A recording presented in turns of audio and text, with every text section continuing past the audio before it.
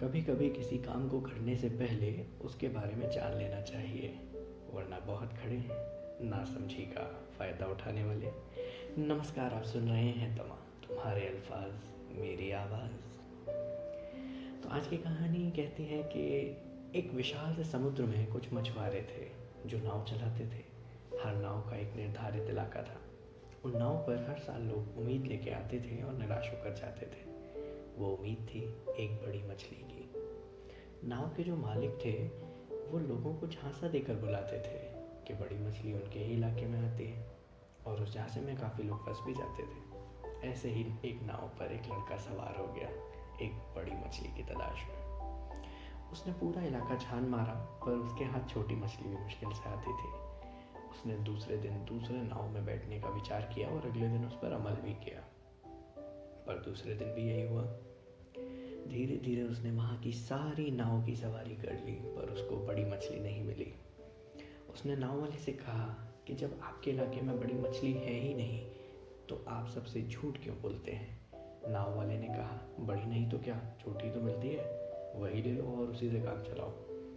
अब उस लड़के के पास और पैसे भी नहीं बचे थे, तो उसने वो छोटी मछली ले ली और उसको लेने के बाद वो लौट गया।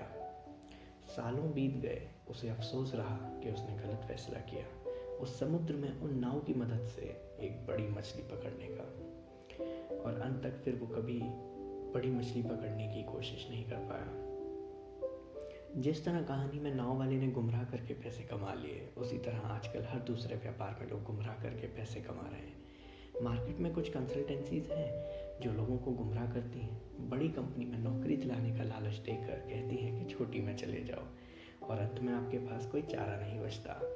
और सिर्फ वही नहीं, हर तरफ यही हो रहा है। मुझे दुख तो इस बात का लगता है कि कुछ स्कूल और कॉलेजेस जो कि बच्चों के भविष्य को सुधारने और बनाने के लिए होते हैं, वो भी यही काम कर रहे हैं। मेरी नज़र में अगर कोई भी संस्था ऐसा करती है तो उस नाव वाले की तरह ही है।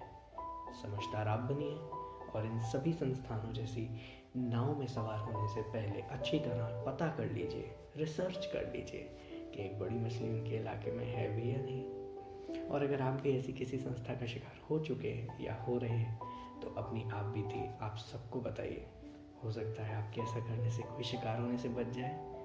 अंत में मैं यही कहना चाहूँगा, देखो परखो फिर पहचानो, सही मंजिल और खुद की राह तुम खुद बेहतर जानो। मैं वायहुअर जल्द ही लौटूंगा, तब तक के लिए आप भी वायहुअर बनिए, वायहु करिए।